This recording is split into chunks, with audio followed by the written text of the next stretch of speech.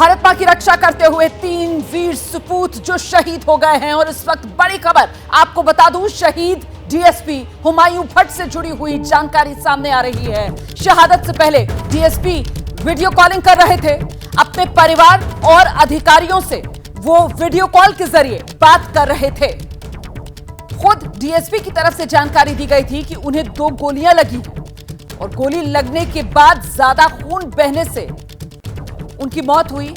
ऐसी वजह जो सामने आ रही है, हम सीधे आपको लेकर चलते हैं। मेरे साथ मेरे सहयोगी आसिफ कुरैशी इस वक्त मौजूद हैं और डिटेल्स के साथ। जी आसिफ, बताइए जरा विस्तार से। रोमाना, देखिए, परिवार की तरफ से जो जानकारी हमारे साथ साझा की गई उसमें कहा गया है कि खुद हुमायूं भट्ट ने परिवार को फोन करके ये जानकारी दी थी कि ऑपरेशन के दौरान उसको गोली लगी है और वो जंगल में फंसा हुआ है। उसके साथ साथ परिवार ने ये भी बोला कि अंतिम समय से पहले उसने अपने पत्नी को भी फोन किया था, एक वीडियो कॉल किया था। वीडियो कॉल के जरिए उनसे अंतिम बार बात भी की थी। वही पुलिस में सूत्रों से जो हमें पता चला कि हुमायूं उससे पहले लगातार अपने वरिष्ठ अधिकारियों के संपर्क में भी था और फोन कॉल के जरिए ही उसने जानकारी दी थी कि किस जगह पे उन पर घात लगाकर हमला हुआ है। उसको 2 गोलियां लगी हैं और उसको इवैक्यूएट करने की जरूरत है क्योंकि वो अपनी जगह से हिल नहीं पा रहा था। और 2 गोलियां जो उसके पीठ में लगी थी उसमें से एक शायद उसकी रीढ़ की हड्डी के पास लगी थी, जिसके कारण वो चलने फिरने में सक्षम नहीं थे। इसीलिए अपने इवैक्यूएशन के लिए उन्होंने अपने अधिकारियों से बात की थी।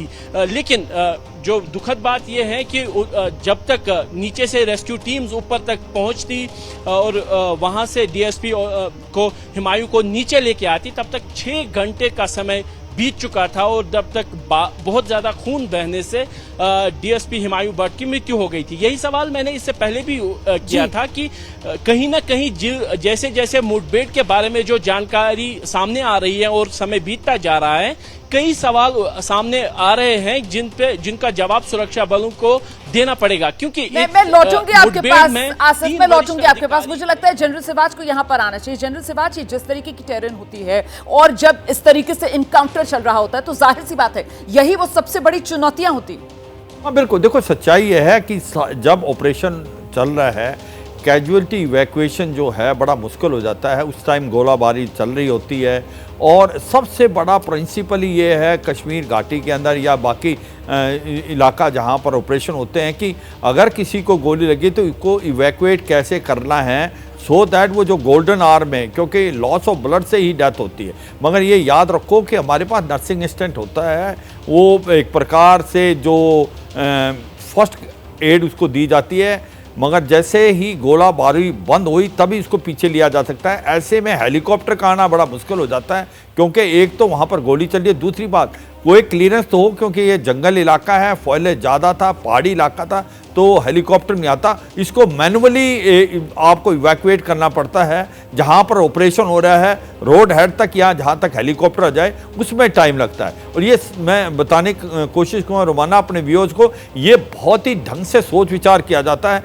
एम होता है किसी तरीके से जान बचाया जाए, मगर आपको पता है जब लड़ाई चल रही है, जब गोलाबारी चल रही है, आतंकवादियों के साथ मुठभेड़ हो रही है, तो इमीडिएटली इवैक्यूएशन में टाइम लगता है। और ये नर्सिंग असिस्टेंट जैसे आपके शायद एक वो बता रहे थे जो वहाँ पर है वो कि शायद नर्सिंग असिस्टेंट नहीं, बिल्कुल था, नर्सिंग असिस्टेंट वगैरह है, फर्स्ट एड, मगर उससे काम नहीं चलता क्योंकि जब गोली लगती है तो लॉस ऑफ ब्लड बहुत हैवी होता है। अगर उसको बेस हॉस्पिटल तक इवैक्यूएट कर दें 1 घंटे में तो आज तक किसी की जान नहीं गई।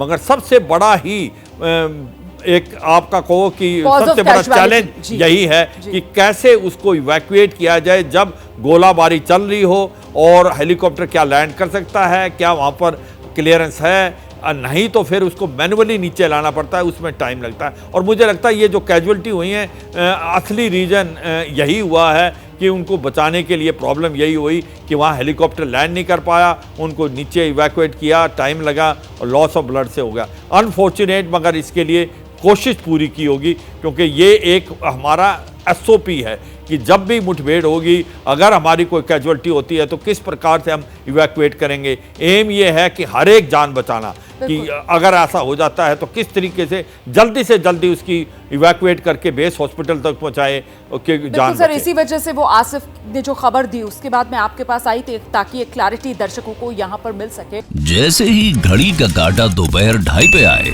बबीता जी का दिल सास बहू साजिश के लिए मचल जाए।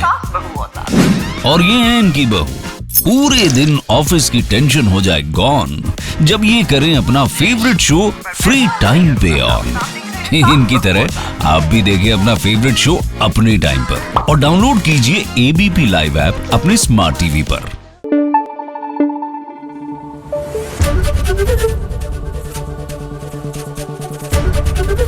एबीपी न्यूज आपको रखे आगे।